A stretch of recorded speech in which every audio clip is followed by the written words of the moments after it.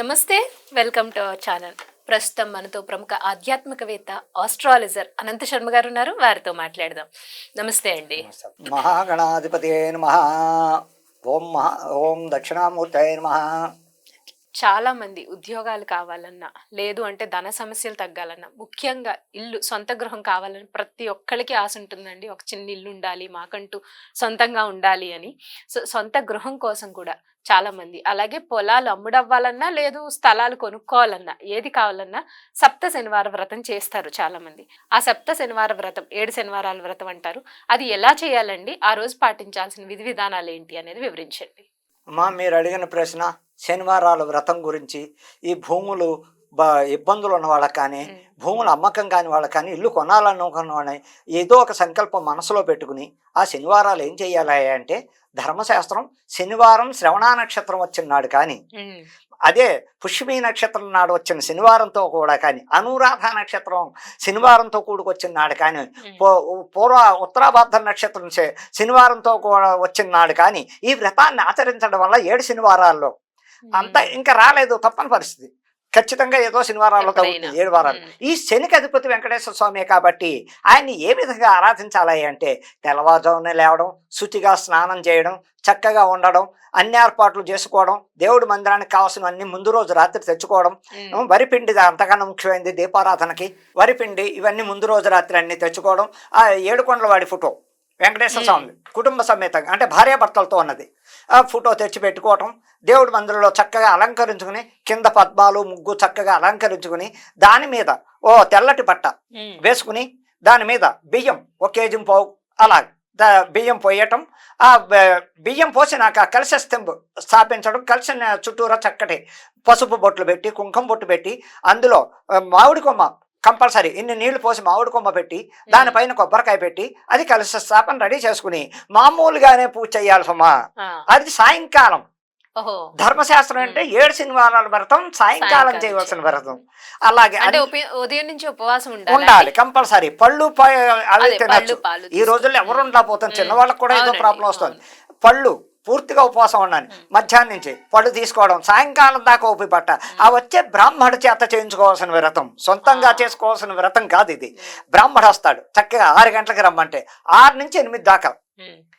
ఈ వ్రతాన్ని ఆచరించవలసిన విధానం ఏంటి అంటే, ఆ శనివారం రోజు చక్కటి బట్టలతో, శుభ్రతతో, శుభ్రతతో ఉండడం, ఆ ఇల్లంతా శుభ్రం చేసుకుని అందంగా చక్కగా సాయంకాలం వరకు ఉప్పు పెట్టి, సాయంకాలం బ్రాహ్మణ్ వచ్చాక ఆయన అక్కడ చేయవలసిన కార్యక్రమాలు చక్కగా శనివార వ్రత కథ విధానంతో సహా ఆయన శుభ్రంగా పూజ చేసి, ఆ వెంకటేశ్వర స్వామికి కావలసినవి ఏమిటయ్యా అంటే, ఇది నువ్వుల దీపం కంపల్సరీ. నువ్వుల దీపారాధన చేయించాలి, కొబ్బరికాయలు కొట్టించాలి.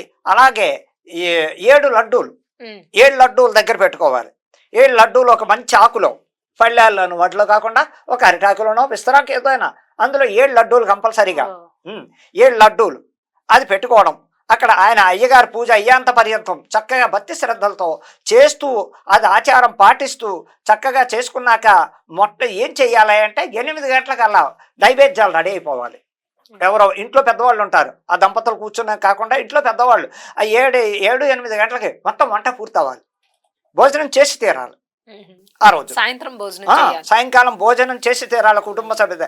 ఫస్ట్ ఎలాగే అంటే విధి విధానం, ఆ వ్రతం అయ్యే టైంకి ఇంట్లో పెద్దలు నివేదనలు చక్కగా అన్ని రకాల పిండి వంటలు. ఒకవేళ పెద్దవాళ్ళు లేని కుటుంబాలు ఉన్నా ఇప్పుడు వీళ్ళే ముందు ప్రిపేర్ 6 గంటలకల్లా వంట చేసుకోవచ్చు. 6 గంటలకల్లా చక్కటి అన్ని చేసుకోవడం, పిండి వంటలతో రెడీ చేసి పక్కన పెట్టేసుకోవడం. ఈ వ్రతం అవగానే అక్కడికి ఆ మండపం దగ్గర తెచ్చుకోవడం. అయ్యగారు మంత్రపుష్పంతో చెప్పి చక్కగా నివేదనిస్తాడు. ఓం భోర్భస్వరంతో చరతం భర్గోదేవ సదిమే ధియోజన ప్రచోదయాదు. అలాగా ఆ బ్రాహ్మణుడు చక్కగా హారతి ఇచ్చి, అక్కడ పచ్చకర్పూరంతో అందులో ఓ స్వీట్ లో వేసి చక్కగా చేయడం వల్ల కూడా, పచ్చకర్పూరం అంటే ఆ మహానుభావుడికి ఎంత ఇష్టమైంది ఏమా. ఆ పచ్చకర్పూరం లడ్డూలో కలపడం వల్ల కూడా పచ్చకర్పూరం ఎంతో పవిత్రత ఆయనకి. అలా అన్ని అయ్యాక బ్రాహ్మణుడు చక్కగా వ్రతం చేయిస్తాడు. వీళ్ళ చేత దీపారాధన మొత్తం ఐదులో వచ్చి హారతి ఇప్పిస్తారు. ఇంట్లో వాళ్ళైనా పర్వాలేదు. హారతి ఇచ్చాక వెంకటేశ్వర స్వామి మీద పాట పాడిస్తారు. చక్కగా హారతి పాట పాడించాక అన్ని నైవేద్యాలు పెట్టాక 8 గంటల దగ్గర నుంచి 9 కల్లా అయిపోవాలి భోజనం. మరీ లేట్ చేసుకోకూడదు అది. ఆ భోజనాలు ఎలాగే అంటే మొట్టమొదటిది బ్రాహ్మడికి బ్రాహ్మడికి చక్కటి భోజనం పెట్టడం, వడ్డించడం. బ్రాహ్మణ భోజనం తగిన తాంబూలం దక్షిణ, ఆయనకు వస్త్రదానం ఇవ్వచ్చు, దక్షిణ దానం, పండు ఇలా దానం ఇచ్చి ఆయన సత్కరించి ఆయన ఆశీర్వాదం తీసుకుని ఆయన పాదాలకు వీళ్ళు నమస్కారం చేసి అక్షతలు వేయించుకోవడం వల్ల ఆయన వెళ్ళగానే వీళ్ళు చక్కగా ఆయన తిన్న పాత్ర తీసేసి పక్కన పెట్టి వీళ్ళందరూ కలిసికట్టుగా చక్కగా భోజనం చేయడం వల్ల ఎంతో పవిత్రత ఉంటుంది. దీనివల్ల ఎన్నో, అసలు శనివార వ్రతం అంటే భూమి కోసం. ఏమ్మా, భూమి ఇబ్బందుల్లో ఉన్న వాళ్ళు కానీ, ఇల్లు లేని వాళ్ళు కానీ, ఏ స్థలం లేని వాళ్ళు కానీ, వీళ్ళకి చాలా ఫవర్ అయింది ఏంటి అంటే, ఇలాగే చెప్తున్నాం కదా, ఎక్కువగా శ్రవణ నక్షత్రం వస్తే ఇంకా అదృష్టం, అనురాధ నక్షత్రం వస్తే ఇంకా మంచిది, పుష్యమి నక్షత్రం వస్తే ఇంకా మంచిది. ఆ టైంలో శనేశ్వరుడికి, వెంకటేశ్వర స్వామికి ఇష్టమైన నక్షత్రాలు శని అధిపతి ఉన్నవాళ్ళు, శని అధిపతి నక్షత్రాలు. ఈ నక్షత్రాల టైంలో చేసుకోవడం వల్ల ఇంకా భగవంతుడు ఈ చేసుకున్న దంపతులకి కోరిన కోరికలు తప్పకుండా తీరుస్తూ ఉంటాడు. ఇంకా భూమి కొనాలని ఆశ పెట్టుకుని మనస్సంకల్పంతో చేయాలి. నాకు భూమి లేదు, లేదు, ఒకవేళ భూమి ఉంది, నాకు కొన్ని అప్పులు ఉన్నాయి, తీర్చుకోవాలి, ఓ స్థలం అమ్ముదాం అనుకున్నాం, అది తీర్చి నాకు మామూలుగా రుణబాధలు లేకుండా, ఏ ఇబ్బందులు లేకుండా నన్ను సహకరించి చెయ్యస్వామని సంకల్పం మొదట్లోనే తలుచుకుని ఆ వ్రతాన్ని ఆచరించడం వల్ల ఎన్నో ఉపయోగాలు తప్పకుండా ఉంటాయి, ఉండి తీరుతాయి. అలాగే 7 శనివారాలు, 7 శనివారం, ప్రతి శనివారం కూడా ఇదే విధానంగా, ఒకవేళ అడ్డొచ్చింది ఆడవాళ్ళకి, అడ్డొచ్చినా కూడా ఆ వారం ఆపేసేయడం, మళ్ళా వారం కౌంట్ చేయడమే కానీ అయ్యో మొదటి నుంచి రావాలా అనేది చేయకూడదు. 7 శనివారాలు చక్కగా మధ్యలో అడ్డొచ్చినప్పటికీ, బ్రేక్ వచ్చినప్పటికీ ఏదో విధంగా రావచ్చు, ఏ కారణం చేత అది కంటిన్యూ చేస్తూ మళ్ళా శనివారం కంటిన్యూ చేస్తూ, ఈ శనివారాల్లో చేయవలసిన మొట్టమొదటిది ఏంటంటే, 7 కొండల వాడికి ఇష్టమైంది చక్కటి పరిష్కారం ఏంటయ్యా అంటే, ఆయనకి శనికి మొదటగా నువ్వుల నూనె దీపారాధన, నువ్వుల నూనె దీపారాధనక. అలాగే వరిపిండి శుభ్రంగా కుంది, ఇంత కుంది చేయాలి, ఇంత కుంది చేసి అందులో నువ్వుల నూనె పోసి ఇంత ఒత్తి చక్కగా సాయంకాలం దాకా వెలిగేంత అఖండ దీపం పెట్టిన ఇంకా ఆశ్చర్యం లేదు. అఖండ దీపం పెట్టుకోతే వ్రతం అయ్యేంత పర్యంతం వాళ్ళు పగలు ఒక టైంకి ఆ నూనె వేస్తూ ఉండడం, రాత్రి వ్రతం అయ్యాక కొండెక్కినా తప్పు లేదు. అలా పాటించడం వల్ల దాని భూమి ఇబ్బందులు ఉన్న వాళ్ళకి, భూ వివాదాలు తగులు ఉన్న వాళ్ళకి తప్పకుండా సహకరిస్తాడు, సహకరించి తీరుతాడు. ఈ 7 శనివారాలు వ్రత కథ విధానం ఈ విధంగా వెళ్ళాలి. తప్పకుండా కలశ స్థాపన తప్పదు, మండపంలో నువ్వుల దీపం తప్పదు, వరిపిండితో చేసిన దీపం.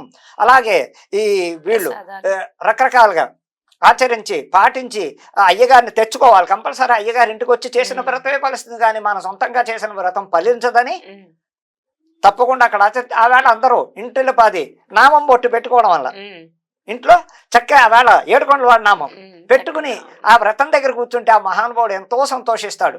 ఆ వేలమంగ సహిత గోదాదేవి, శ్రీదేవి, భూదేవి సహిత శ్రీ లక్ష్మీ వెంకటేశ్వర స్వామిని అక్కడ ఆరాధించడం వలన భూమి లేని వాళ్ళకి భూమి, ఇల్లు లేని వాళ్ళకి ఇల్లు, భూతగాథలో ఉన్న వాళ్ళు భూతగాథ ఇదవడం, రుణబాధలు మాపి అవ్వడం, ఆ ఇంట్లో సుఖశాంతులు వస్తాయని చెప్పడానికి, ఆ భగవంతుడిని కోరుకున్న వాళ్ళకి శాంతులు తప్పవని చెప్పడానికి ఆస్కారం ఉంది. రైట్ అండి, నిజంగానే చాలా చక్కగా అద్భుతంగా 7 శనివారాల వ్రతం గురించి వివరించారండి. ఇలా కొన్ని సమస్యలు ఉన్న వాళ్ళు, మీరు చెప్పినట్టుగా అటువంటి సమస్యలు ఉన్న వాళ్ళందరికీ కూడా చాలా చక్కని పరిష్కారం ఇది. సో అందరూ కూడా 7 శనివారాల వ్రతం చేసుకుని ఆ వెంకటేశ్వర స్వామి ఆశీస్సులు పొందాలని కోరుకుంటూ ధన్యవాదాలండి.